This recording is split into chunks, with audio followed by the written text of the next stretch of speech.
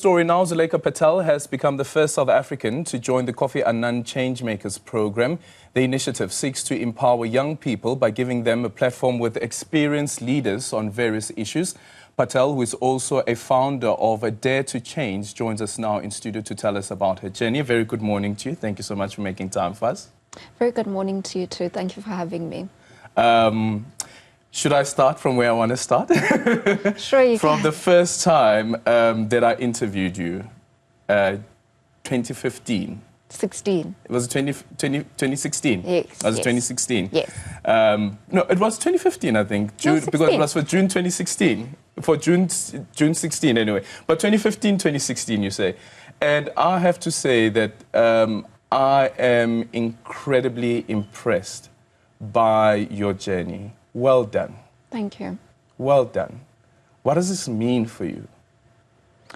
Having the Kofi Annan Changemaker title now bestowed upon me, I had said that it brings forth a new responsibility with this title that's been bestowed upon me, and I do hope that I'm able to be diligent in upholding that title, because to whom much is given, much is required.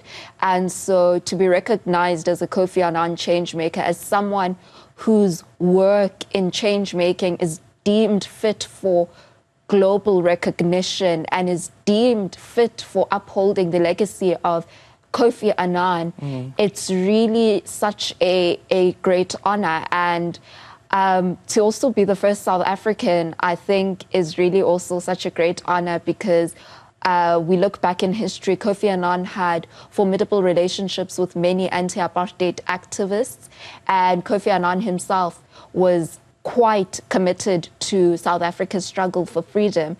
And so it's quite a huge honor, and I definitely hope that I am the first, but definitely not the last. Yeah. Yeah. And for you personally, what does it mean personally for you? This is now outside of the work that is expected from you, but for your own personal journey. For my own personal journey, it feels like a tap on the back, because now I've been an activist for now, as of next year, going on 10 years, and I've been really committed to the causes of social justice, human rights, anti-racism. And it feels like a tap on the back to show that my activism has never been in vain. And it also gives me the motivation to continue to stand up for the causes that I believe in and continue to do the work that I've been engaged in, because it's not work where it's a short-term journey where you'll see results immediately.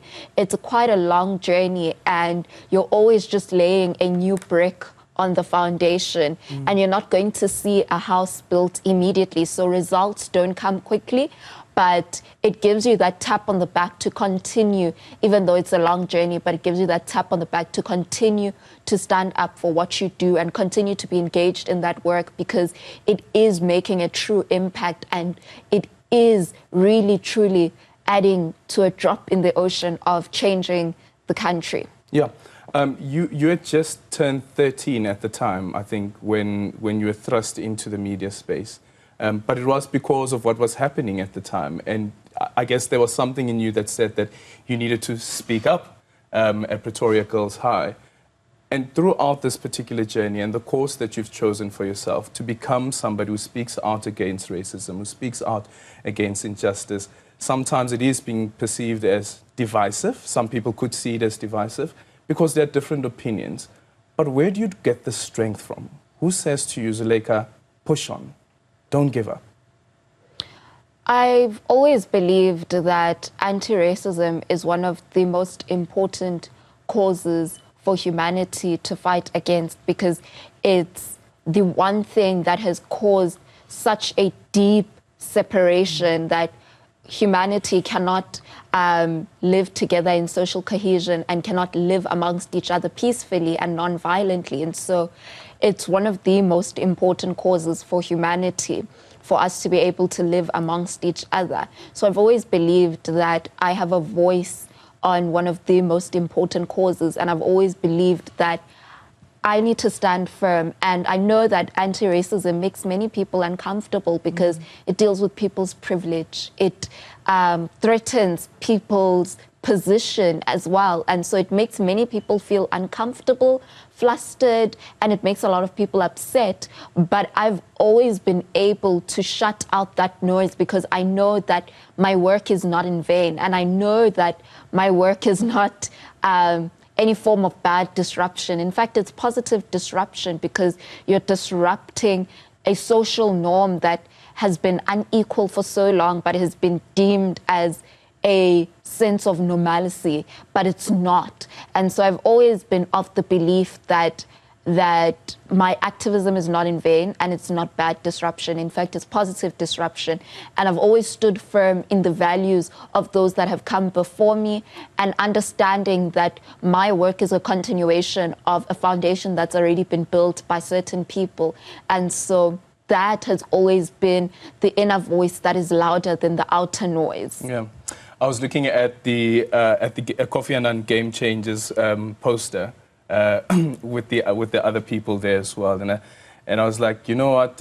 You can tell that there is a Zulaikha Patel there just by her hair, and the work that you've done, even with the book that you wrote for children. I wonder how life-changing that has been for other girl children out there, especially black girl children. Speak to us about that.